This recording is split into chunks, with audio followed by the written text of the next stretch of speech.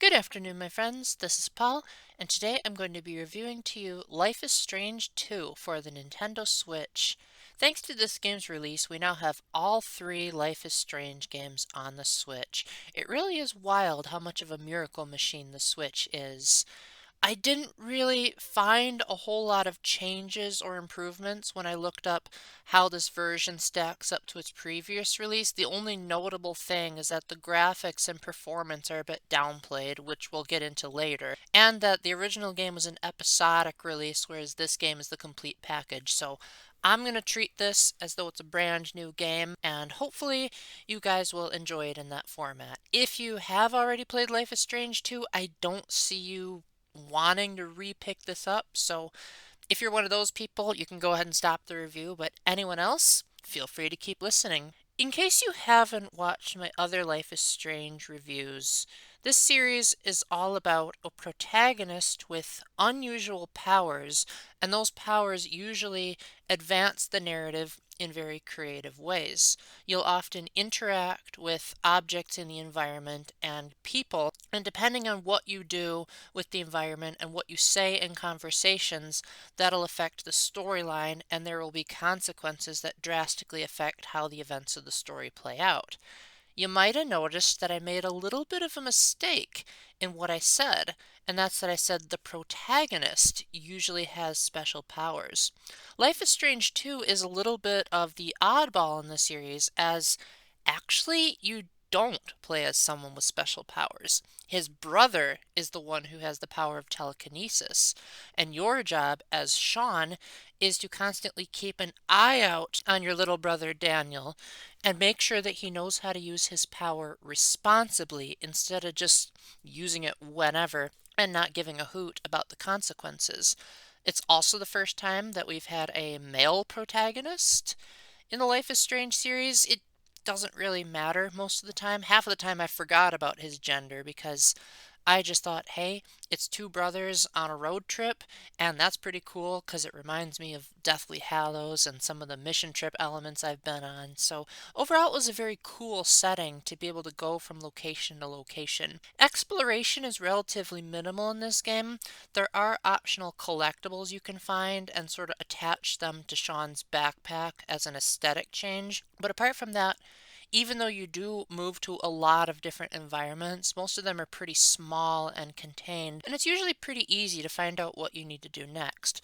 There aren't any crazy fetch quest puzzles like there were in the first game, and so it's usually pretty easy to know what your objectives are. At no point in the narrative was I ever feeling lost or that the game was being unclear about what I had to do. What was the biggest puzzle of Life is Strange was knowing how to ultimately shape the game according to my own morality.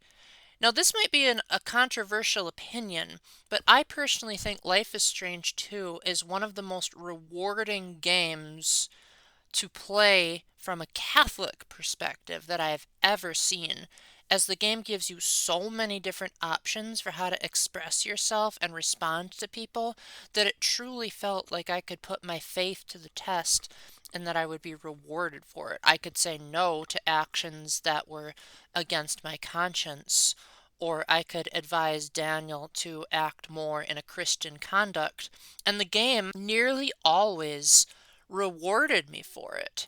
In fact, as you go along each episode, once you end the episode, you'll get like a flow chart of sorts where it says what you did compared to what other players did in a percentage gauge if you're online, and you get to see what all of the alternate outcomes could have been for all the other choices, so it lessens artificial replayability because most people like to see what happens if you hit the other option, but this game kind of just flat out tells you. Sometimes people's lives hinge on your decision, so it might say this character actually survived because of what you did. This is nothing new. Every Life is Strange game has done this, but what makes Life is Strange 2 special is that it goes above and beyond to alter Daniel's AI so that some of his responses change depending on how good of a big brother you are. Sometimes you might ask Daniel to do something and he might accept or refuse what you say depending on how you treat him. And ultimately, there are so many different directions the ending can go based on how you've raised Daniel. So it felt incredibly satisfying that Daniel turned out the way I would probably expect if I was in that situation with, say, my little sister, and I was forced to raise her like Sean raised Daniel, it would have turned out like that. So I really like the level of agency the game gives you in shaping the protagonists to your will. I also just think Sean and Daniel have a very realistic sibling relationship.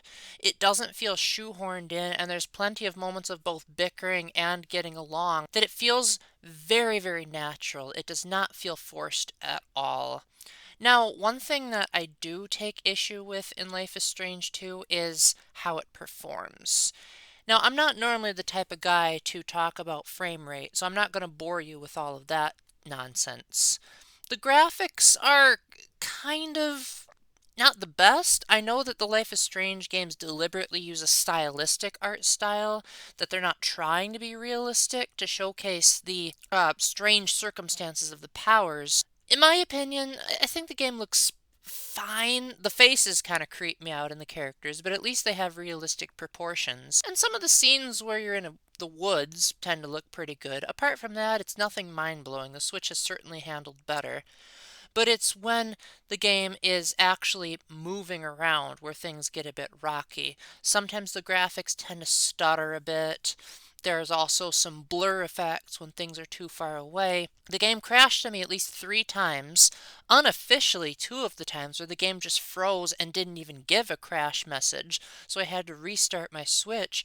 At one point, it actually did a time skip where I had beaten the episode, but then it went straight to the 5th chapter before I could see these are your stats for what you did. And I had to go and replay again stuff that I had already done, and I couldn't skip any of it.